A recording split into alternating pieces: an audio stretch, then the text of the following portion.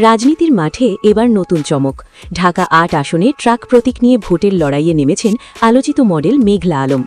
নিজেকে virgin MP প্রার্থী দাবি করে সামাজিক যোগাযোগ মাধ্যমে রীতিমতো হইচই ফেলে দিয়েছেন তিনি। কিন্তু তার এই পথ চলা কি এতই সহজ? হেভিওয়েট প্রার্থী মির্জা আব্বাসের বিরুদ্ধে তার এই চ্যালেঞ্জ কি সফল হবে? মেঘলা আলম মূলত একজন মডেল হিসেবে পরিচিতি পান ২০২০ সালে মিস আর্থ বাংলাদেশ প্রতিযোগিতার মাধ্যমে। তবে তার পরিচিতির চেয়ে বিতর্কই যেন বেশি। কখনো খোলামেলা পোশাকে লাইভে আসা, আবার কখনো সৌদি রাষ্ট্রদূতের সাথে সম্পর্কের গুঞ্জন। সব মিলিয়ে তাকে নিয়ে আলোচনার শেষ নেই।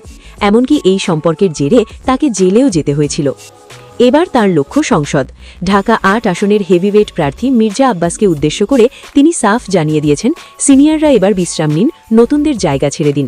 শুধু তাই নয়, নাসিরুদ্দিন পাটোয়ারিকেও আরও শিখতে পরামর্শ দিয়েছেন এই মডেল। মেঘলার দাবি, ঢাকা ৮ এখন তার ট্রাক মার্কার দখলে।